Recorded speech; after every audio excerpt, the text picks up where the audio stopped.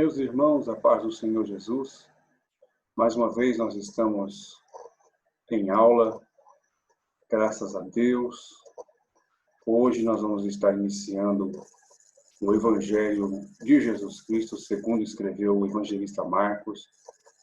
E quero, com a graça de Deus, com a ajuda do Espírito Santo do Senhor, passar para os irmãos as informações a respeito deste Evangelho maravilhoso. Esse Evangelho é também chamado de o Evangelho de Jesus, o servo, o Filho de Deus.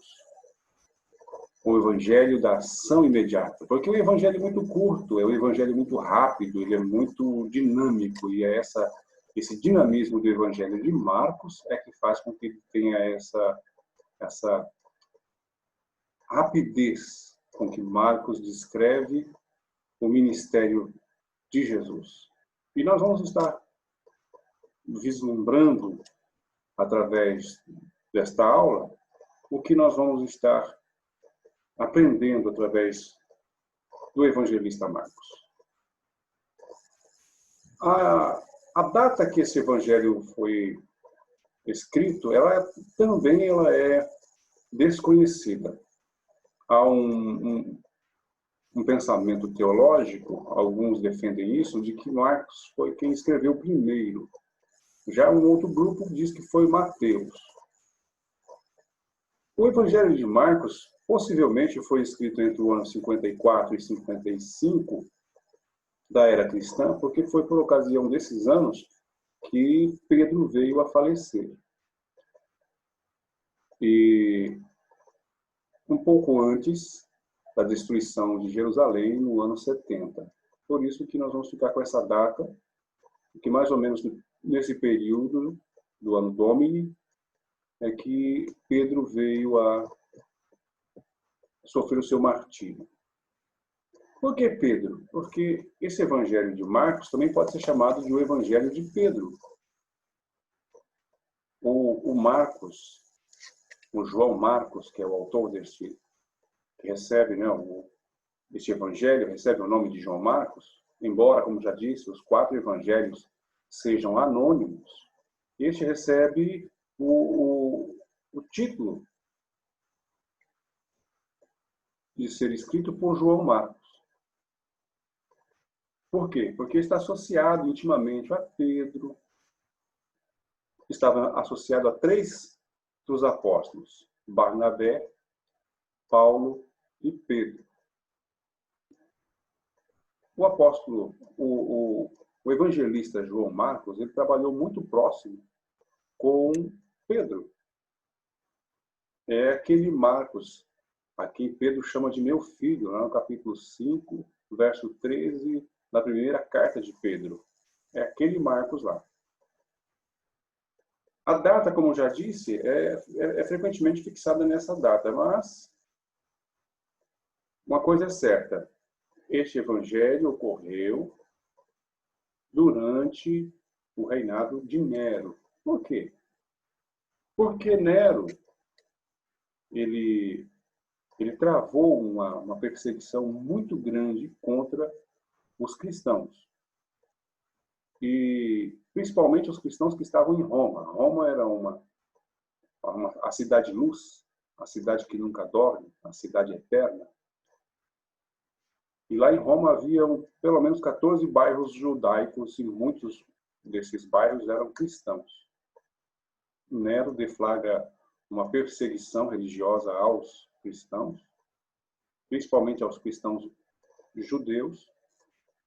E aqueles cristãos que estavam em Roma se sentiriam agora perseguidos, se sentiriam agora com medo do imperador. Marcos vai escrever esse seu evangelho buscando mostrar aos irmãos encorajamento, mostrando que, de fato, Jesus era aquele todo-poderoso que deixou o céu de glória, assumiu a posição de servo, sofredor, mas era o verdadeiro Filho de Deus. E Marcos vai discorrer desde o ministério de Jesus, mostrando aos irmãos em Roma que o ápice da vida cristã era o céu de glória que fora profetizado por Jesus.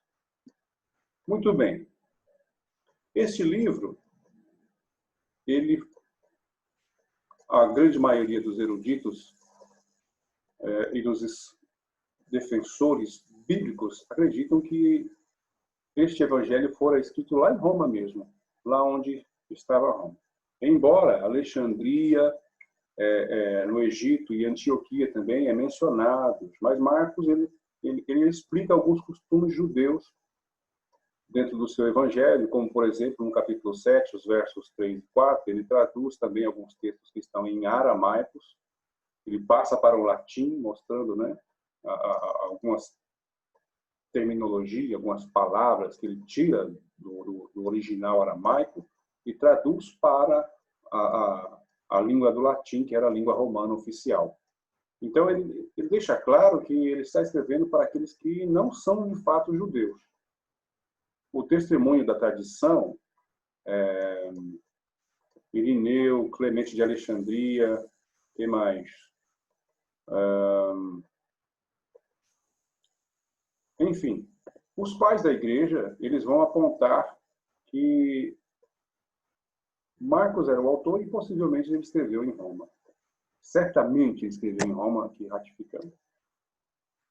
Pápias de Hierápolis, como eu já disse numa das nossas aulas anteriores, ele escreve um relato conciso de que, de fato, foi o evangelista Marcos, o João Marcos, sobrinho de Barnabé, e quem escreveu este evangelho de Jesus, este evangelho ágil, esse evangelho rápido, esse evangelho da ação imediata, do imediatismo.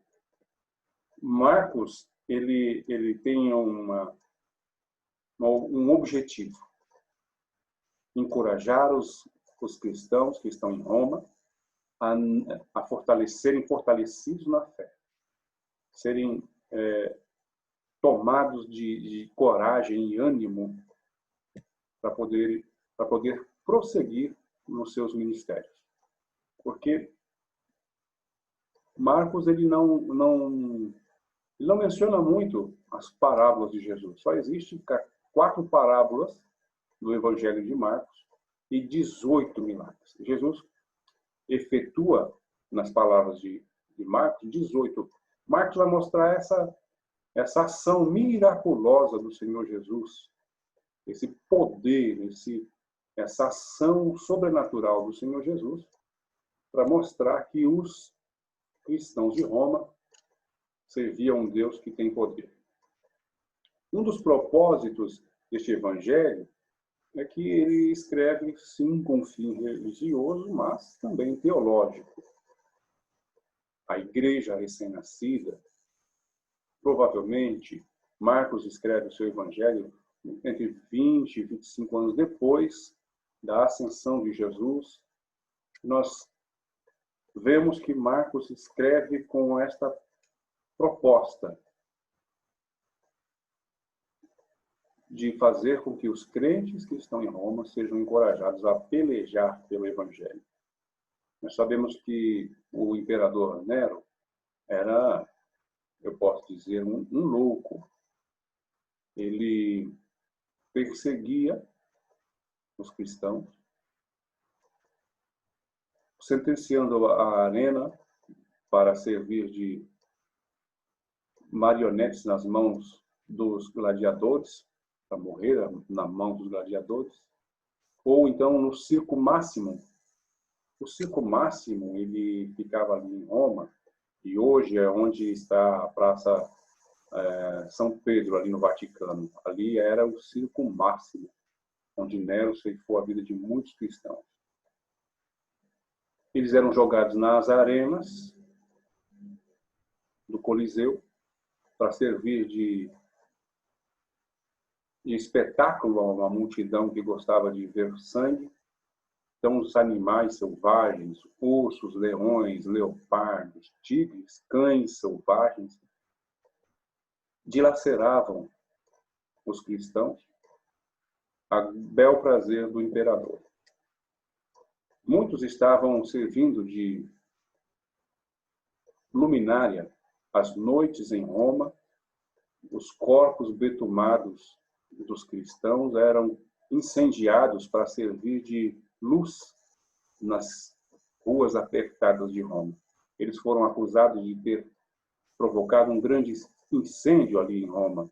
Nero os acusou, mas a história vai dizer que o próprio Nero é quem botou fogo. Eu particularmente, acredito nisso, dado as condições psicológicas de Nero. Eu tenho comigo uma biografia de Nero e meus irmãos, eu não vou ater a isso, né? Mas nessa biografia de Nero, um escritor muito respeitado, ele vai mencionar as loucuras que Nero fazia e muitas delas dá para crer verdadeiramente que ele era um endemoniado. Muito bem, falando aqui das propostas, né? Marcos, ele vai escrever este evangelho por meio do testemunho do apóstolo Pedro. Ele era um discípulo de Pedro. Ele estava sempre ao lado, ele era um ajudador do apóstolo Pedro. Marcos, ele no seu ministério, quando ele começa a andar junto com os apóstolos, ele tem ali uma visão pessoal do homem de Nazaré, do servo de Deus, do Filho de Deus. Jesus como servo. E também o Messias, né?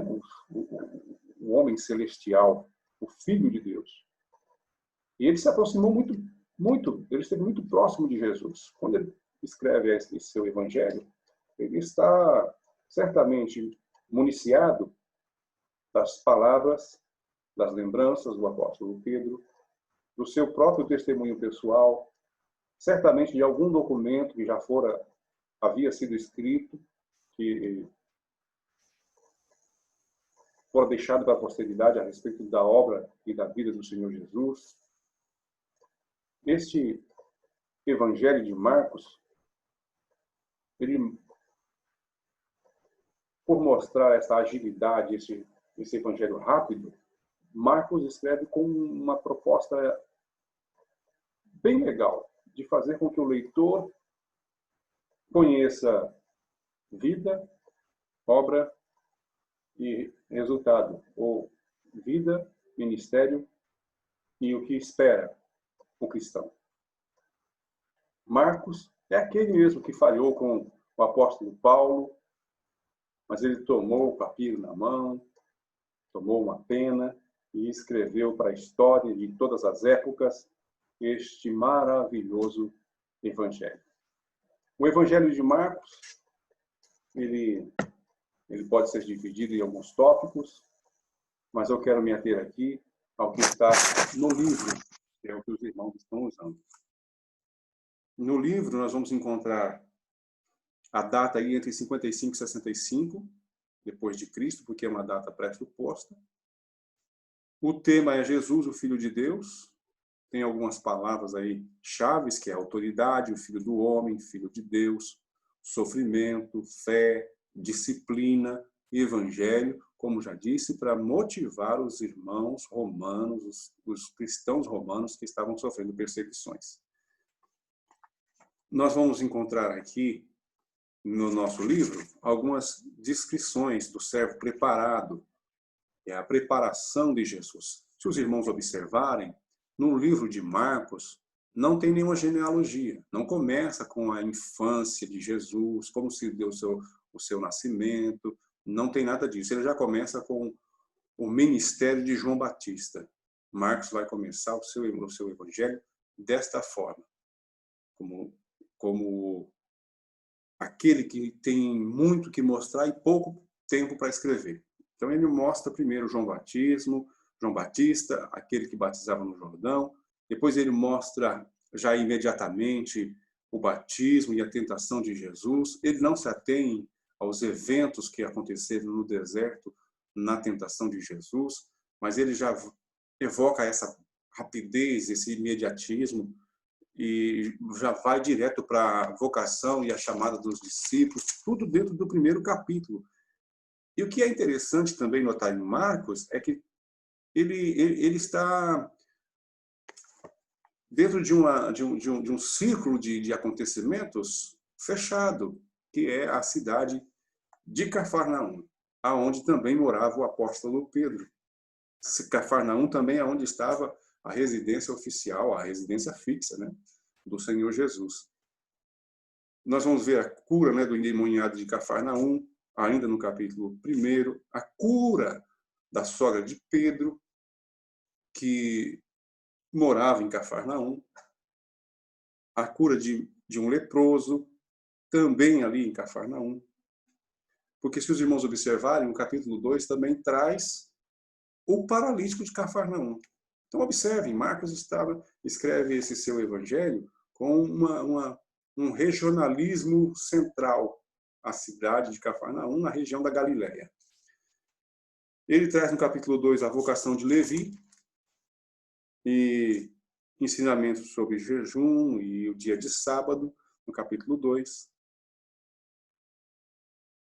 E aí ele começa a evidenciar os milagres de Jesus. Ele, como já disse, ele vai notificar no seu evangelho 18 milagres do Senhor Jesus. O homem que tinha as mãos mirradas, ele vai mostrar nesse seu evangelho muitos milagres, o endemoniado gadareno, a filha de Jairo, a mulher do fluxo de sangue, enfim, muitos milagres. E eu chamo a atenção para os irmãos, no capítulo 4, é onde está registrado, somente no capítulo 4, as 4 parábolas que Marcos menciona a respeito do Senhor Jesus. 4 ensinamentos através de parábolas que estão descritas exatamente no capítulo 4. 4. Capítulo 4, 4 parábolas. Os milagres de Jesus continuam no capítulo 5. No capítulo 6, Jesus se retira para Nazaré. Nós vamos ver a morte de João Batista, os primeiros milagres, mais alguns milagres, a multiplicação dos peixes, a multiplicação dos pães, Jesus andando por cima das águas. Mais uma vez, Jesus mostrando o seu poder sobre a matéria, sobre o inanimado, sobre também a matéria no estado da sua natureza, Jesus andando por cima do mar, aquietando as águas do mar. Jesus traz, Marcos, melhor dizendo, ele traz alguns ensinamentos de Jesus, quando Jesus confronta os ensinamentos dos anciãos, dos escribas, dos fariseus, dos saduceus, que disputavam com ele sobre algumas tradições, como se lavar antes de comer, toda aquela liturgia levítica para que se pudesse participar de uma ceia. E Jesus vai trazer um grande ensinamento. Vocês cuidam em lavar o copo, mas por dentro está tudo sujo. É o que diz aí a síntese do nosso capítulo 7. Mostra também aqui um milagre aos gentios que Jesus promove para a mulher cananeia, ali da região de Tiro e Sidom.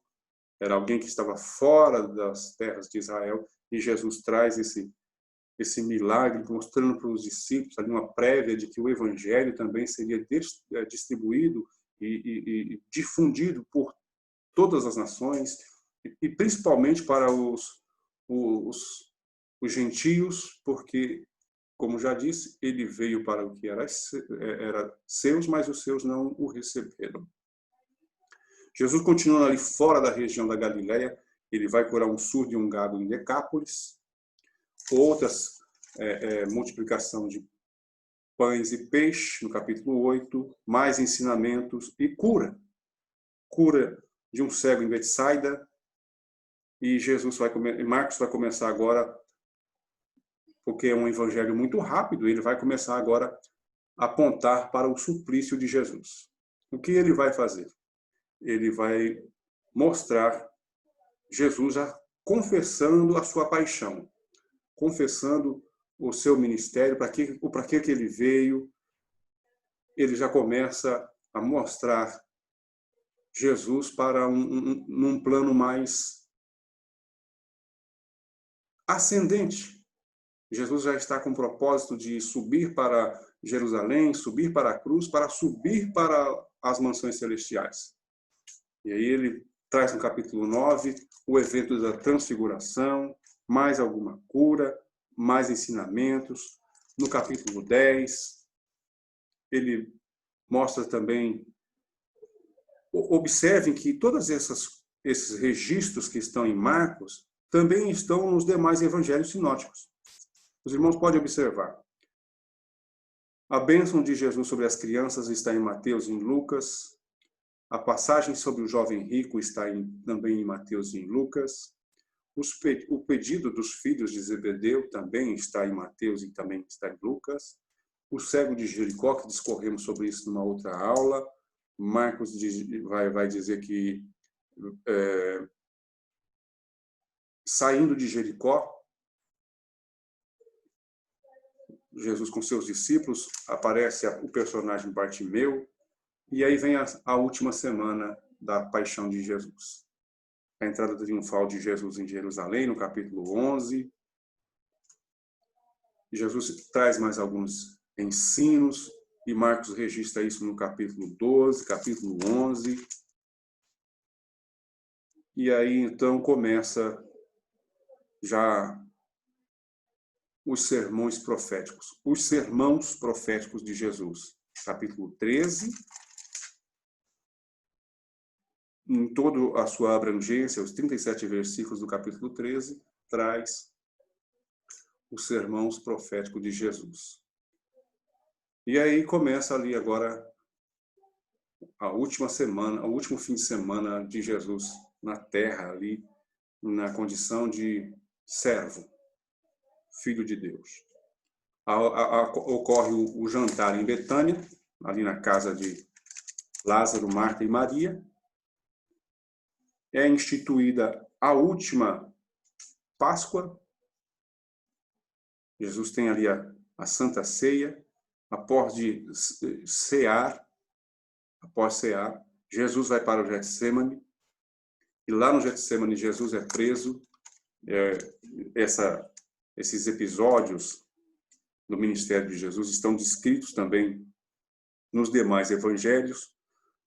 E como agora já não é mais um evangelho somente sinótico, entra também na biografia do Evangelho de João esses episódios da última Páscoa, a Santa Ceia, Jesus no Getsêmani, o fato de Jesus ser preso ali no jardim do Getsêmani, Jesus perante o Sinédrio, a negação de Pedro para com Jesus, Jesus perante Pilatos e a crucificação. E, por fim, o capítulo 16, a ressurreição do Senhor Jesus, que é registrada por Marcos. E eu gostaria de mostrar para os irmãos que, embora há um grupo de teólogos do século passado e até alguns outros modernos que julgam que esse último capítulo de Marcos, o capítulo 16, ele não tem autoricidade, ele não tem autoria, ele não tem canonicidade, ele não tem inspiração divina. Para mim, que creio na Bíblia na sua totalidade, isso faz pouca diferença. Por quê? Porque se esses escritos chegaram até nós na atualidade, é porque aprove a Deus, na sua onisciência, através do seu Santo Espírito, inspirar alguém para dar este complemento aqui do capítulo 16 de Marcos. Porque Marcos, como já disse, ele é muito rápido no seu evangelho. E, segundo consta esses teólogos, a teoria da forma, esse capítulo 16 não consta nos textos antigos originais. Mas o certo é que ele chegou para nós nos nossos dias. Chegou aqui para nós, na Bíblia Sagrada, para o nosso conhecimento. E o capítulo 16, a partir do verso 9, se ele não existisse, nós entenderíamos perfeitamente qual era a mensagem que Marcos quis deixar para os cristãos romanos. O certo é que Marcos, ou alguém que fez o adendo a Marcos, não tem por que implicar com isso, mas o certo é que ele mostra, fechando num epiteto, aquilo que Mateus também fez, fechando assim num propósito, o que Mateus também fez, que é a grande comissão, o ide do Senhor Jesus. Capítulo 15, verso 16, está ali instituída a grande comissão, que é a missão da igreja do Senhor Jesus sobre a terra. Nós temos, então, aí um resumo do livro de Marcos. As características especiais deste livro, eu posso salientar aqui aos irmãos, são 4. É um evangelho de ação, ele enfatiza mais aquilo que Jesus fez do que propriamente as suas palavras. Não há muito ensino de Jesus no evangelho de Marcos, e sim as ações do Filho de Deus. Marcos, ele registra os milagres, porque ele tinha essa proposta. Como é um evangelho, uma segunda característica, como ele é um evangelho destinado aos romanos, ele explica os costumes judaicos e omite, as genealogias judaicas, as liturgias, as narrativas do nascimento de Jesus, como eu já disse. Uma terceira característica é que Marcos inicia o seu evangelho de modo repentino. Ele descreve os eventos da vida de Jesus de um modo muito rápido, muito sucinto. E ele tem aqui no nosso livro, na página 46, essa descrição de que Marcos usa muito o advérbio grego que quer dizer imediatamente, logo após, por 42 vezes no seu evangelho. E uma quarta característica é que o evangelho de Marcos é um evangelho de dinamismo, é um evangelho dinâmico, é um evangelho poderoso, é um evangelho muito expressivo, em que os eventos da vida de Jesus, eles são descritos de um modo muito vívido, muito rápido, muito sucinto. E, claro, com uma perícia literária muito grande por parte de Marcos. Marcos vai mostrar o Senhor Jesus como o servo que trabalha, o reino de Deus em Israel, o reino de Deus em Cristo, o reino de Deus na igreja, o reino de Deus na consumação da história, o reino de Deus na eternidade. Tudo isso na página 47 do nosso livro que estamos apreciando. Nós vamos encontrar também na página a seguir o servo perfeito, o poder do Senhor Jesus em expulsar os demônios, em ensinar por parábolas, a compaixão do Senhor Jesus, capítulo 4, aquilo que passa no coração do homem, capítulo 7, e mostra depois o servo rejeitado a partir do capítulo 8. É o que está no nosso livro, como já disse, na página 56. Os mandamentos do Senhor Jesus, os ensinamentos que ele fez sobre oração, sobre jejum, como receber o reino de Deus, como ser participante do reino de Deus, como uma criança, como perdoar. Enfim, nós vamos ter nessas discorrências, nesses nosso livro, na página 56, 57, 58 e até a página de número 62,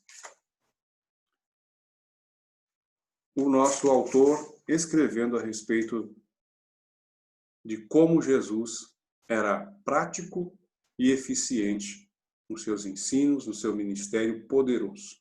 Era o servo a serviço do céu, a serviço do Pai, mostrando-se humilde, mas eficaz nos seus ensinamentos. E por fim, capítulo 16, de 1 a 20, a exaltação do servo humilde. O servo que deu a vida em resgate de muitos, o servo que ressuscitou aos mortos, o servo que deu vista aos cegos, que curou os paralíticos, o servo que multiplicou os alimentos, mas, sobretudo, um servo que foi fiel em todo o seu ministério e que fora glorificado e assentou-se à destra de Deus no céu. E que agora está sentado à direita de Deus Pai Todo-Poderoso e intercede por nós. É o nosso advogado. Vejam que há uma singularidade. Marcos embora seja um evangelho reduzido, curto, mas é um evangelho maravilhoso. Convido a você, meu aluno, meu irmão, minha irmã, a estar observando as menores nuances no evangelho de Marcos. Marcos é um livro para você ler em pouco tempo. Se você ler ele em pouco tempo e começou a entender, opa, já está no caminho. Aí eu recomendo a você, leia de novo. Dá para ler 2, 3 vezes no mesmo dia, porque ele é muito rápido, muito objetivo. Se a proposta de Marcos era justamente fortalecer a fé dos cristãos romanos por ocasião das perseguições que estavam por vir e que certamente ocorreram no ano 70, a palavra de Deus ela é viva, ela é uma palavra que ultrapassa as gerações. Ela é um livro vivo, porque a palavra de Deus é viva e eficaz. E ela também tem a propriedade de nos auxiliar hoje. Leia Marcos, você vai estar fortalecido, robustecido, fortificado na fé para enfrentar as adversidades, não as perseguições religiosas, porque nós vivemos num país democrático, vivemos num país onde não há uma perseguição religiosa, mas nós estamos todos os dias sendo atacados pelo inimigo da nossa alma, e Marcos é um livro eu diria um livro que nos dá um vigor novo, que revigora a nossa fé. É um livro que, se nós lermos, ele nos traz um alento, aumenta a nossa fé, porque mostra o poder do nosso Deus, como ele age, como ele faz, e nos traz contentamento em servi-lo. A gente volta numa próxima aula. Que Deus abençoe a todos. Fiquem na paz do Senhor Jesus.